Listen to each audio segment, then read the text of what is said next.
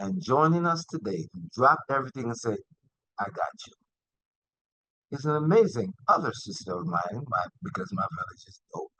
Karen Pashidley is going to be our facilitator for Racial Healing Circle and Belonging. Good afternoon, Karen. Bless you, I'm brother. going to leave this in your capable hands, and I'll come back when you're Ashe. Good afternoon, everyone. It is my absolute pleasure to be called in to, support this wonderful and important work. And as Brother Jerome said, Mama Mel, my dear friend, Melanie Funches, my thoughts, heart, and prayers will go out to you as you manage. But I'm here today to do this part around racial healing and how we each understand our role and how we belong and how we create belonging. And thank you for the panel that is included in just talking about what we owe to our young people, but what we owe to ourselves. And so as I begin my work here, just want you to contemplate this, and that is restoring balance, healing through unity, healing through community, healing through belonging. And again, how do we really do that? Support one another. And I see in the chat, Mama Mel, Soldier of Love, absolutely. So what I want to do is just begin by just sharing my intentions and saying my absolute gratitude to everyone who's here, the work that Action for Better Community continues to do in building and holding up our community. This healing circle is really around providing a safe space to reflect, connect, and inspire action. That action in that title that brother pointed to is just like, we are here to remind ourselves that we can create, we can change, and we can do whatever we want as a community. Systems need to change, behaviors need to change, and how are we holding one another accountable? So what I want to do is in this next 45 minutes to 50 minutes is really talk about how we take care of self in order for us to show up and heal ourselves. And so the agenda that I'm going to bring for this next few minutes is we're going to ground. I mean, we got to learn how to kind of root ourselves or reroot ourselves. So we're going to ground, we're going to share a little bit, we're going to do some collective visioning, and then we're going to close and just talk about how we leave this space. And as Brother Jerome will come back on end the day, but really wanting us to look at how we do this, build community. So as we start this, what I'm going to ask us to do in the community, in the space is just think about one hope or healing intention you'd like to hold for yourself, our community, or the world. So again, as we come together in the circle, think about one hope or healing intention you'd like to hold for yourself, our community. So just take a moment to kind of grab that intention and hold it dear.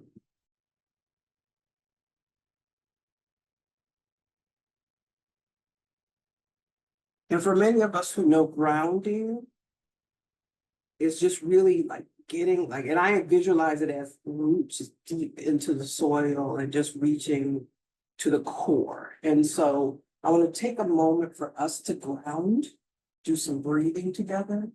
Because that's a part of, we gotta be in the place, we have to be present in order for us to heal. And I think so often where many of us are on just go all the time, and we gotta spend the time to really ground. So I'm gonna ask everybody to kind of center, and if you're seated or standing, just kind of ground in that space, sit in it, feel. I'm gonna ask us to close your eyes, and if closing them isn't, just soften your eyes, kind of lowering your gaze, not being distracted, with the idea of just coming into self.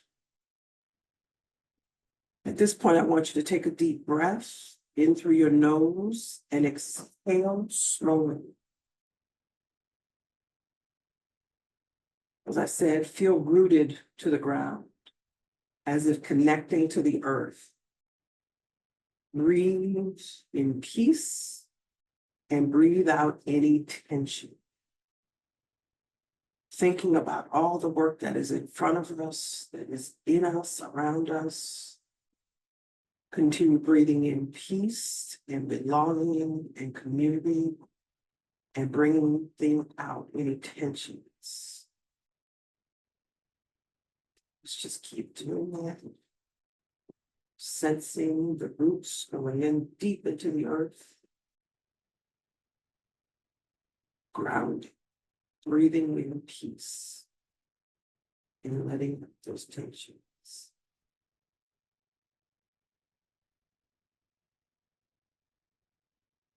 Remembering that we all belong to this community. We have responsibility for women.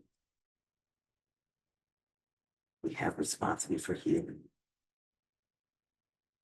Breathing deep and releasing the worries and intentions.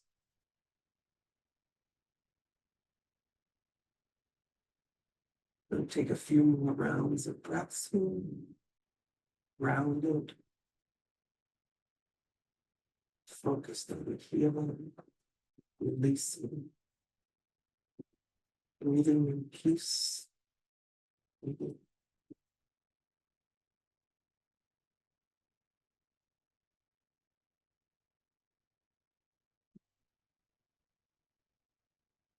Make sure those breaths are deep. In peace, without tension.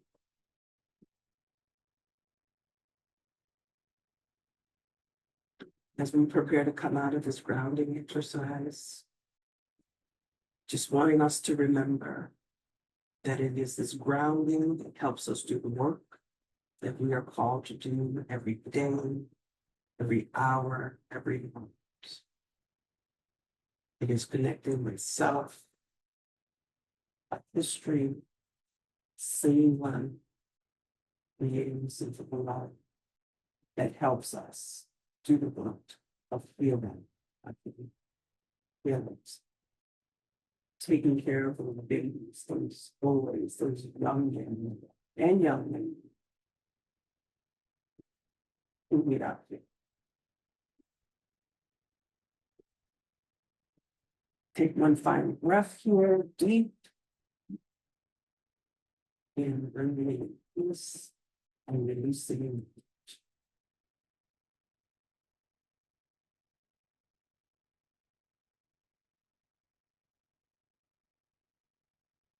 So we prepare to come back into the room. Move forward a little bit, bringing yourself back into your space.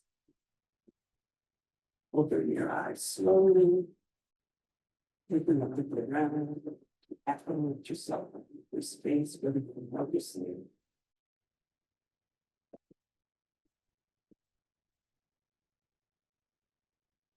Look at the textures around you. You will come up into your space.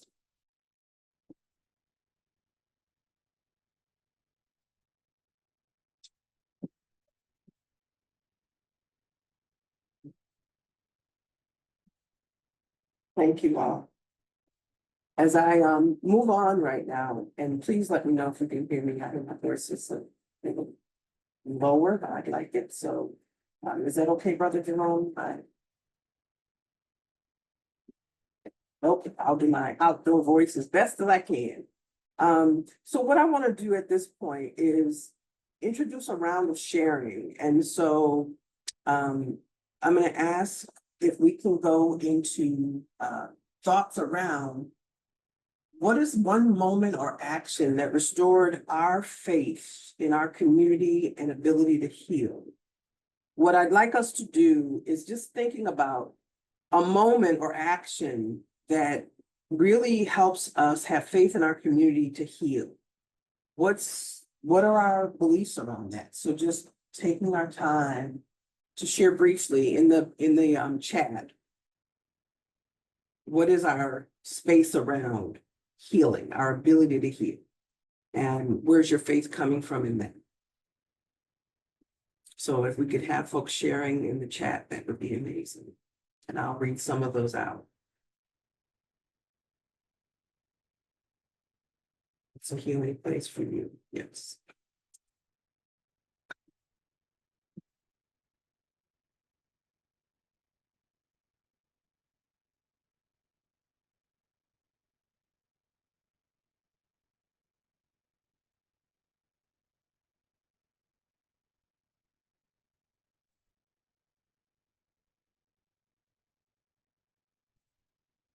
How do we create, yes, community warrior circles which provide an opportunity to release, discuss, and tackle our trauma?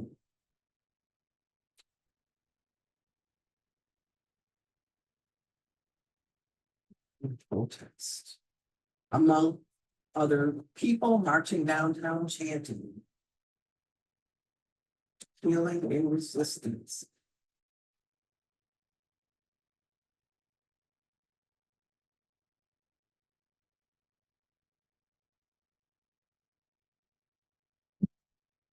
Cultural celebrations, absolutely. Staying prayerful. Where are some of the spaces that we find our sense of belonging? Let's add that. Where do you find belonging? How do you create belonging?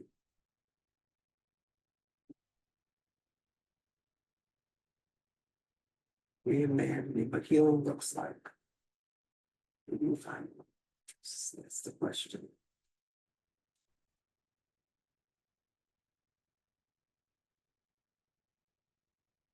In my fraternity, I'll buy it off to a church.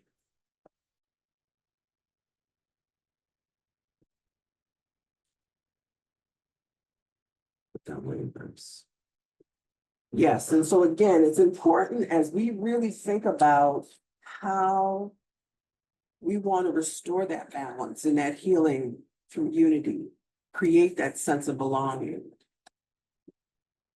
I bring in text and image from many cultures. It's not just about me or us right here.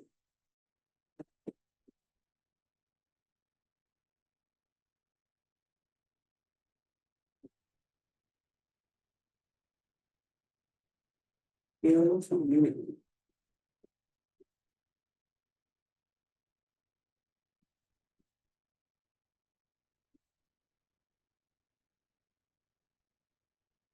Seeing the students being glad to see each other and greeting each other in their native languages. They're creating their own comfortable community in our classroom. I find belonging in my workplace, in a place of worship, and desire the same for other people. So we're saying,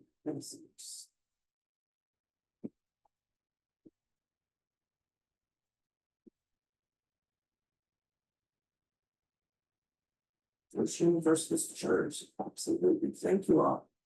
At this point, I also want us, great comments, absolutely. And so what I'd like us to do is as we think about how we come into this community, what roles do we play? So I'm curious to know on the call here, who are you in our community? Are you a parent, a mentor, a counselor, a career coach, health advisor, a spiritual support advisor, a griot, healer, a confidant, motivator, defender, advocate, keeper of the memory, whatever, what is your role? How are you sitting in this community? I'd love to see that in the chat.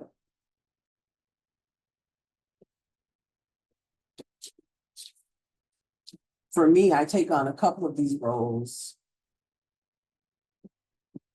Parent, godparent in particular, mentor, counselor, healer, confidant, motivator, defender, and advocate. How are each of you showing up?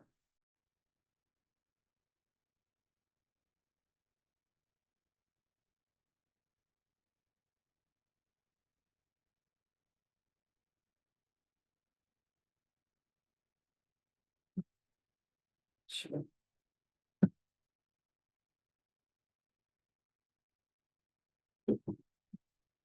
Awesome. We have mamas, we have community organizers, we have mentors and connectors and servant leaders, a financial coach, supporter, teachers, researchers, a supreme auntie. I love that.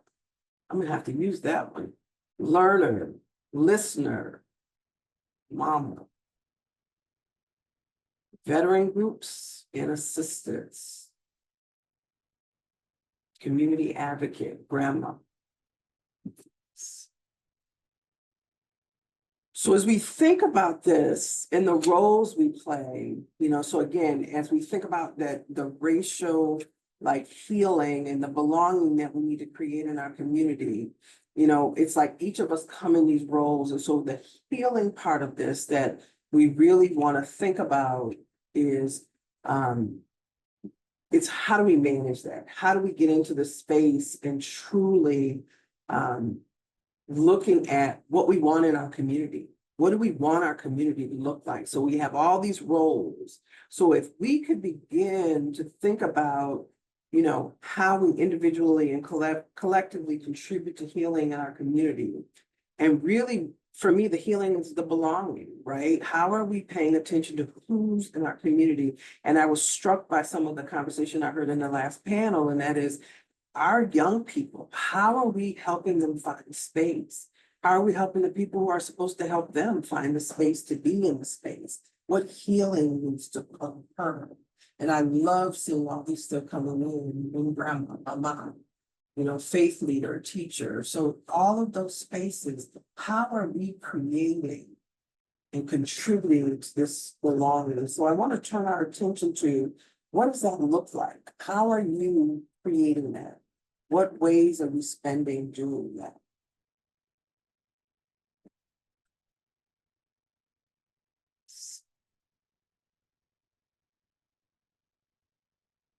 My role as a communicator.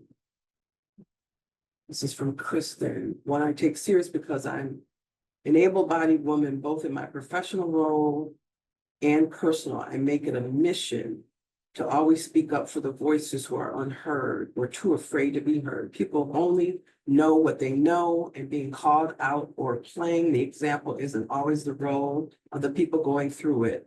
I try to be intentional of not only making a seat or creating space, but making sure their voice is heard, even if I have to vocalize it for themselves. I sure thank you, Kristen.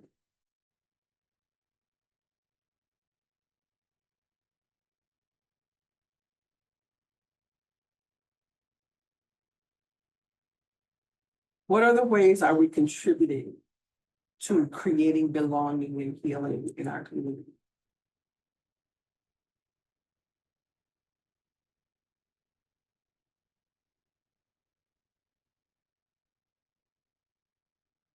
I think sometimes when we look at this work, it's truly looking at, we have to see our community new and different.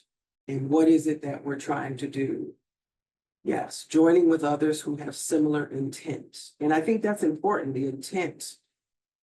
What do we want our community to be? And I think the space for me is rethinking like what is and what has been doesn't have to and should not be in many cases. Hence, that's why we are where we are. And so us having those honest conversations about where we are and who we want to be. Mentoring students at city schools, advocating for needed services and supporting others to develop skills and share their voice. That's how others, it's not like this is the Jesus showing up.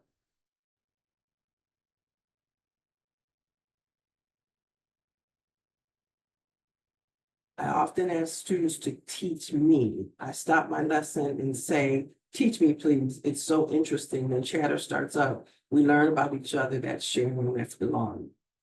Sitting with our elders and connecting them to our youth.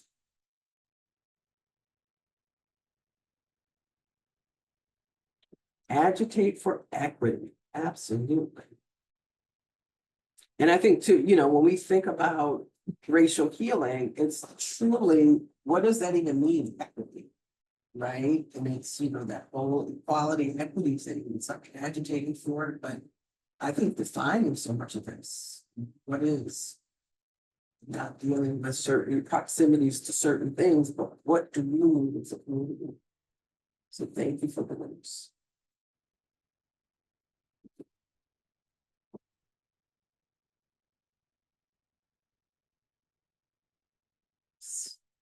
As a person with white skin privilege, I focus on opening doors, inviting everyone to the table, going out to find the chairs for them to sit, and then I listen. Thank you for that, Britt. And I also think as we create these spaces, again, really, who are we and how we show up? And I'm seeing and hearing a lot of that in this work that we're doing. So as we really think about coming together in our circle here to talk about the healing, let's do a little guided visualization.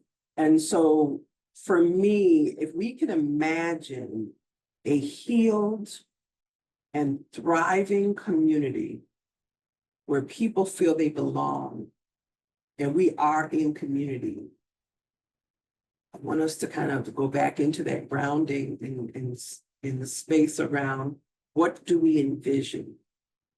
And so at this point, it's one of those, how do we really look at this community? What does it look like? So again, I believe in just sitting in our space, settling into it, and picturing the community where everyone feels valued, supported, and safe.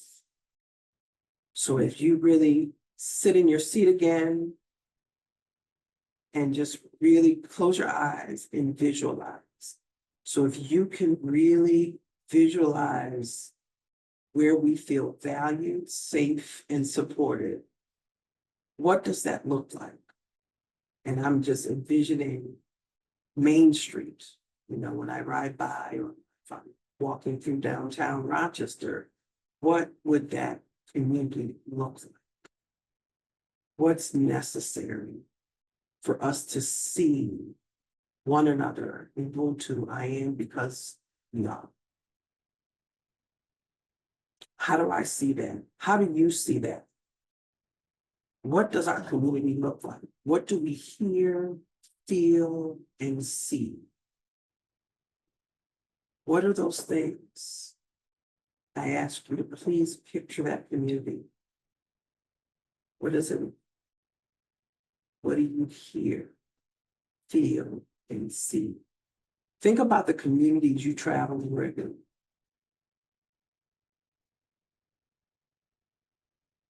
Picture that community where everyone feels valued, safe, and supported. What does it look like? What do you hear, feel, and see? What are the smells? What are the buildings? Who's working where? What kind of work are people doing? What are the sounds of the adults, the elders, the children? What are you hearing them say in that community where everyone feels valued, safe, and supported?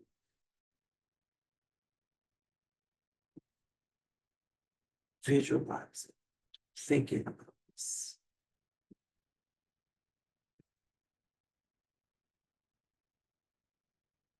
So really just though you are in that space, we are really trying to visualize, and then we'll talk about what that looks like for us.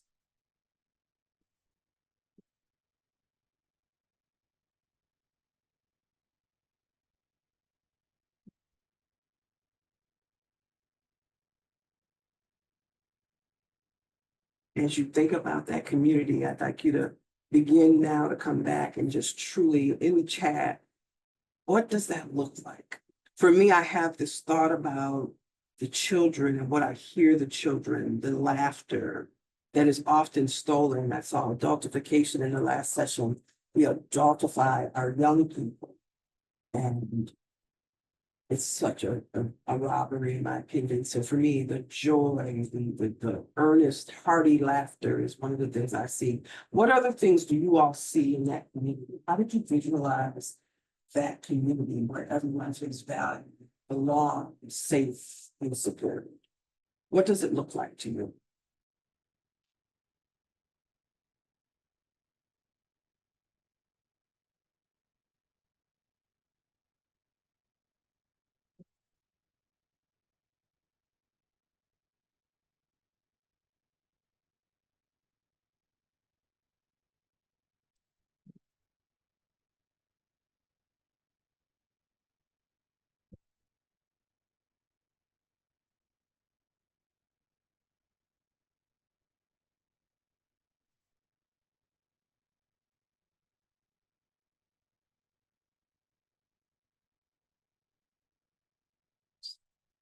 No one is sleeping outside. I hear children laughing. I see the adults smiling at each other as we move around.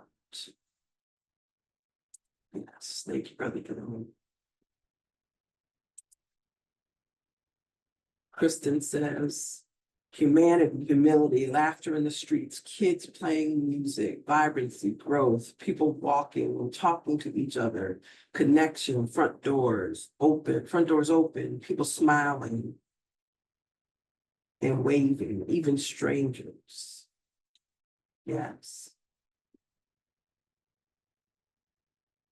One of the ways that I envision our community where people feel belong, safe and supported and valued is in our workforce, like diversity in its truest sense in every form, so it's not just certain people in certain roles, but everybody being where they're talented and gifted, realizing those talents and the gifts. What other ways do you all visualize our community?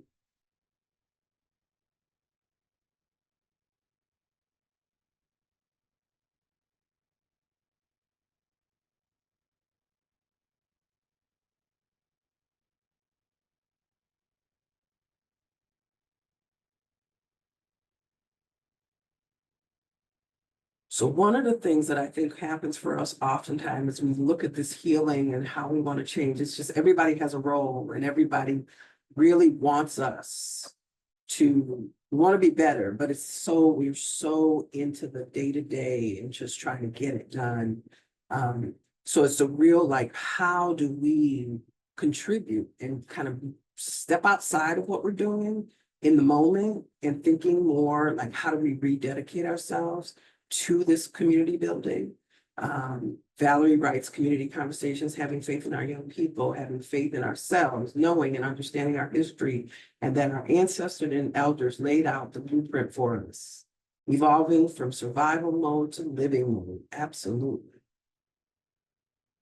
And so as I see these comments, I guess my question that I turn to now as we think about healing, racial healing, but healing in general, is how do we get there? What is our way of contributing to these communities? And this is where, for us, it's really looking at and doing a deep dive in how are we showing up? How do we create those spaces so that we can change our community? So for us, what I'd like to do at this point is in the chat, it's how do we, I want to see actions, one action or commitment that you can envision to contribute to the goal of a community where we see each other, where we understand and contribute to the belonging. What is our commitment to do that?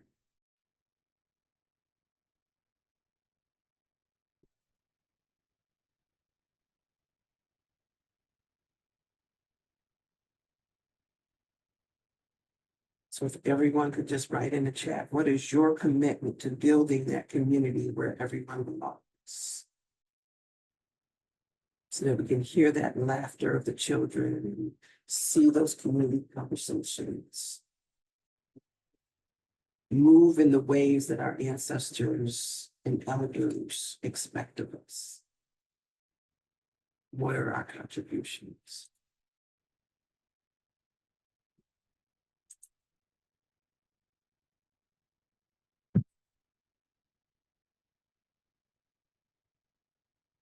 creating a space and being a sponsor.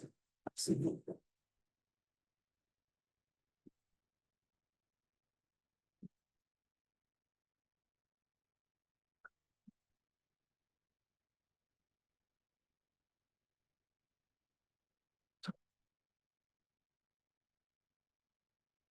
That vision has to translate to investment in our young people, allowing them to guide self-growth and knowledge. Absolutely. Building opportunities. My commitment is sharing my lived experiences, reminding our community of a rich history and connecting the dots so young people can see themselves as the future, a beautiful future, not bleak and hopeless. Boycotts and tries to focus on small businesses, but I can be more intentional about paying cash to small businesses and seeking out BIPOC-owned small businesses, being a welcoming face toward others. What other commitments can we make to? What needs to happen for us to be in a space to be prepared to have this healing? Spread love intentionally is what April says.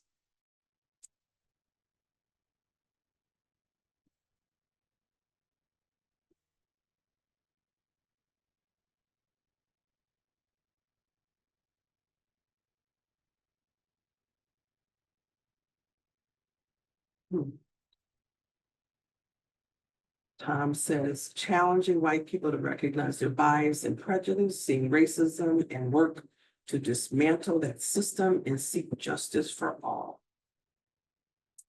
Sure.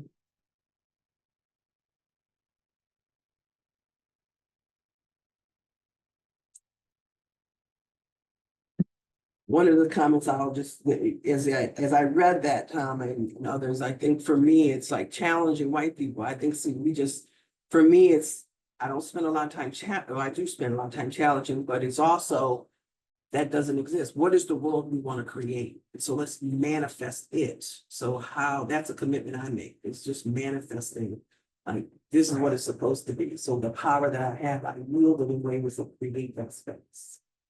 Create the opportunities and find the people who have the same values and invite them to the space intentionally. And again, each of us has our own power to do these things in the spaces we sit in. Each of us has a level of power.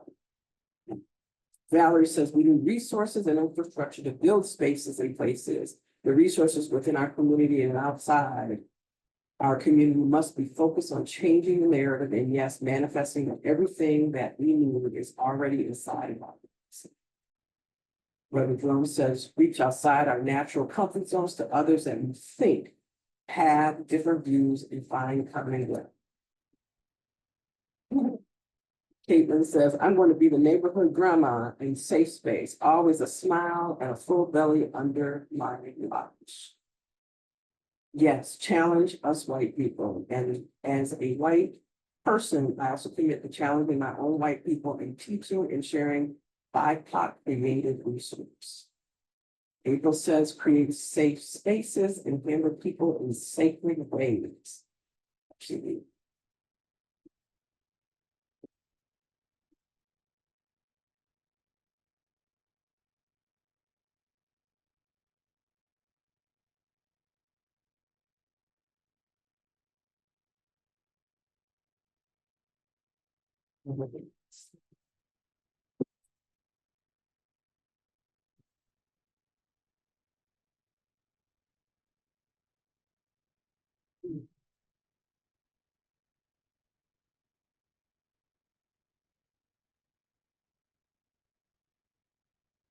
so what are the things that keep us from doing these things that are in the chat? So when we think about what we aspire for our community to do and how to create that belonging, what keeps us from them?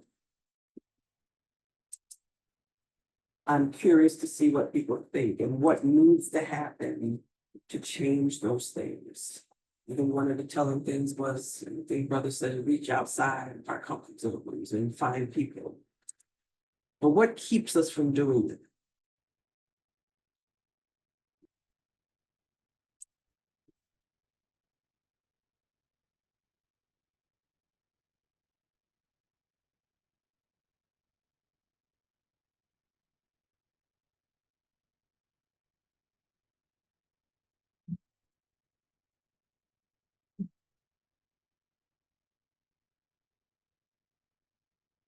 negative perception of others, media, traditional and social media.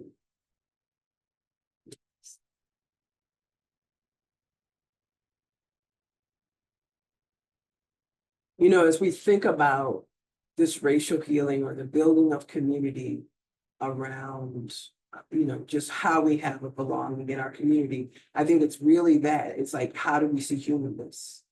You know, it's like really looking at seeing the humanity in one another. Barriers, lack of vision, lack of resources, being in survival mode, our indoctrination into this American culture that does not belong to us. People thinking it's not a genuine invitation, a scarcity mindset created and perpetuated by white supremacy. To be real, hate keeps us from feeling.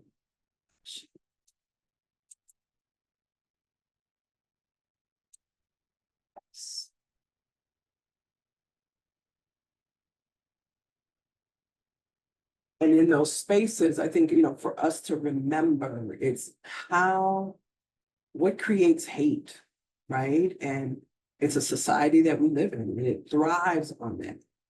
Trauma keeps us from healing, absolutely. And so for us, it's like, as we think about coming together, how do we suspend our hate, our trauma, and truly come into the space looking for the humanness of one another, so that we might actually be able to develop and come together and create the spaces. You know, I think what's so important, like I said, during this work is like being grounded and truly healing ourselves, so that when we come into the space, we can interact with one another and check ourselves for the thoughts that we think about one another. Checking the thoughts with one another, right? Kristen says fixed mindset, lack of knowing where resources are, people afraid of judgment or making noise waves. We have to name our trauma so we can heal it. Whew, that's work. But that's the work we're up for. And all of us recognizing that we have trauma. Everyone has trauma. You know, in that world, there's big T or small T or big T. So recognizing that and then moving forward. If we can't verbalize the trauma, we can consider touch therapy, writing, speaking. There's multiple ways of coming and understanding trauma and healing. And you definitely have to be in safe circles, but it's creating those safe circles and safe circles that are open.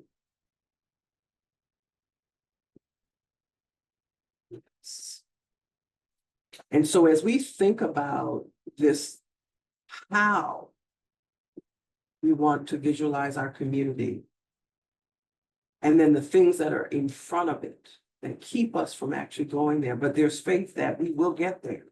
We have enough. As we know, we are a resource heavy community. Now, there's a whole debate on why that is and where it goes. But for me, it's how do we each use our space to influence that? Because like I said, every single one of us, absolutely every single one of us has power. And if we look at how, like the work of this conference and all the other ways we engage with one another, we know what to do in our heart of hearts. And so how do we come together to truly do that? How do we encourage one another? Yes, Valerie can be, you know, I think you got a new gig, Val. Brother Jerome says you could be a presenter at the next conference. I agree. Our work is getting people to recognize their power. Absolutely.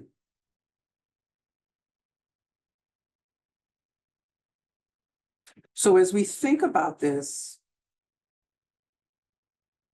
I'd really like us to move towards thinking about the gratitude we have for our community. So this notion of, carrying us through, like there's so much beauty in our community that often doesn't get recognized. So as we prepare to kind of move towards the closing, I'd love to see us express gratitude. And I think some of that started for the participants and their openness and presence, and just, I'm thankful for how you all are showing up. And talking about what needs to happen, what community we want. But I'd love to see us give some gratitude for our community. Where are those moments that we have in our community right now? What can we celebrate? What can we celebrate? The people, the programs, the behaviors, the attitudes. I'm personally grateful for the young people that I hear laughing, for children being able to be children, and creating those spaces for them to be there. I'm so grateful for so many of you staying here for this aspect of the conference. Many have left, absolutely. Valerie says, in my work, we celebrate elders returning home from prison after decades, being able to share and spend time with them, absolutely. Tom says, I celebrate 60 years of ABC in this conference. Oh, yes, yes, yes. Grateful for the unsung heroes. Thomas, I invite you to write those names in here. Who are those unsung heroes? Let's celebrate them. That's a part of the healing. That's a part of us reminding ourselves that we see people that are.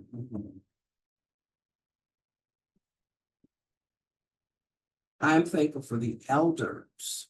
Yes, and the ancestor Robert Brooks, absolutely. And the healing we need to do and the change that needs to come from that trip. I'm thankful for everyone who presented, very insightful, and grateful for the opportunities presented to help younger generations. Valerie's writing names. Thank you. And the list is long. Glad that people will show up through darkness and ice and snow to come to class. Ashe to the ancestors. I'm grateful for all the presenters and reminders of the humanity over these past 2 weeks. Yes.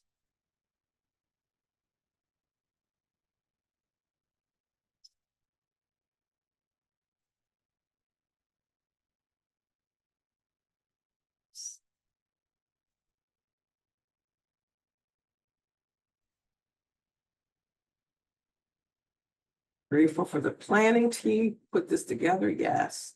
I'm thankful for opportunities like this conference where we can take a pause and share about how to build community.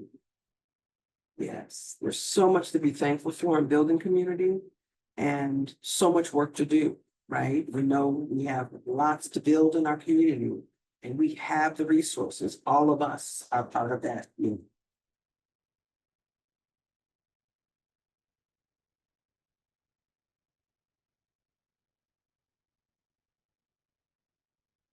Thank you, Tom.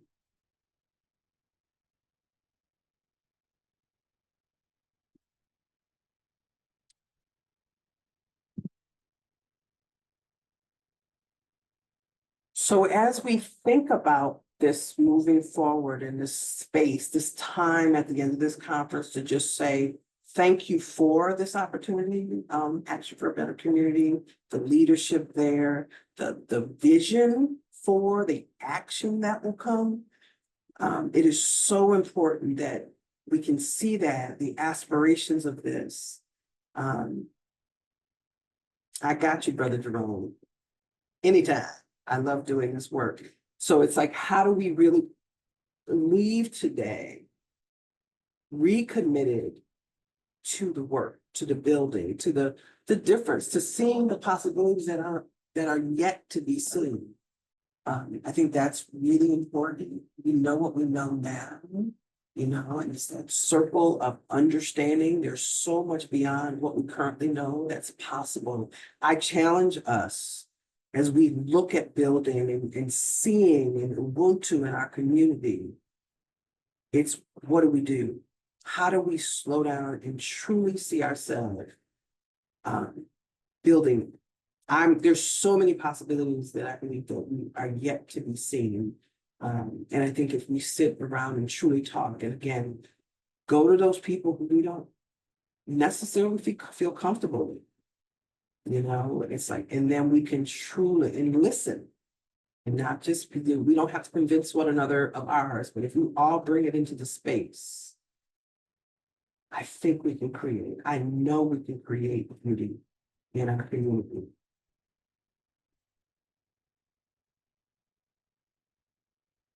I'm grateful for our community opening up to realizing that wealth building is necessary in our Black and Brown communities by showing, teaching, providing, resourcing. Listening is so powerful, absolutely. Engaging is so powerful. Seeing the humanness in our midst.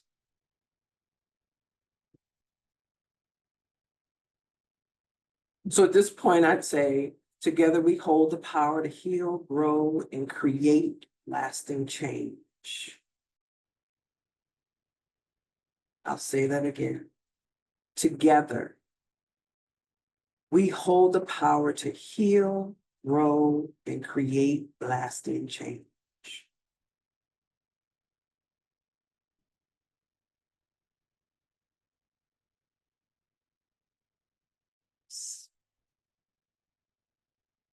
So in the spirit, thank you, Brother Jerome. Great segue.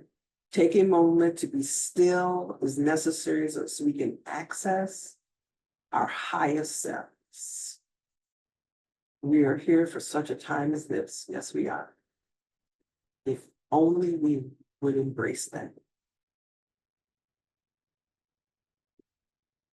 So I'm going to end as I began, and I'm going to ask us to do another grounding. And in this grounding, truly saying to ourselves, we have what we need, and that is whether that's in our work, in our connecting with our community, and in our visualizing our community.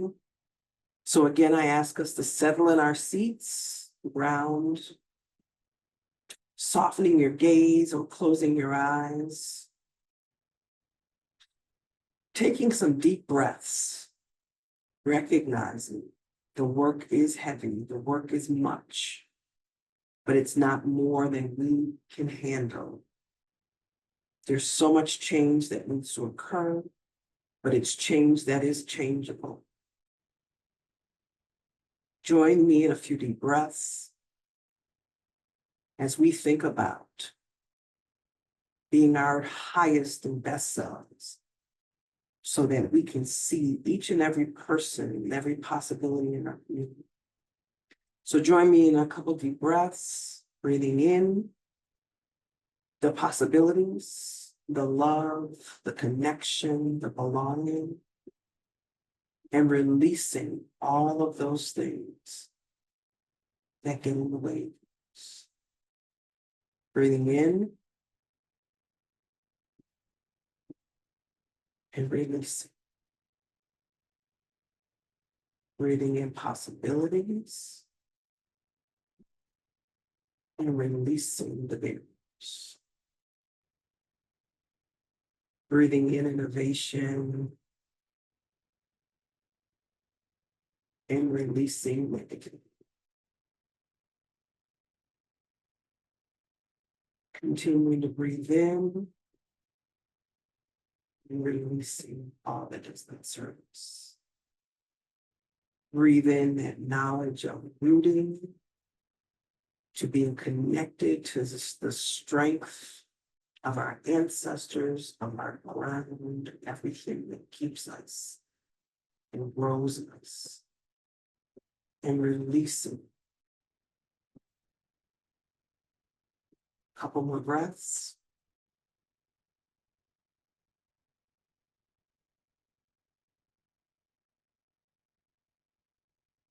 Breathing in all that's good, right, just, and releasing all that is not so.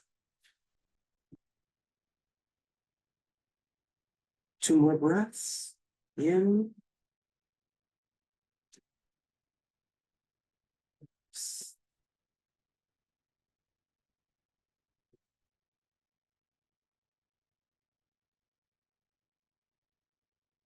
Again, slowly opening your eyes.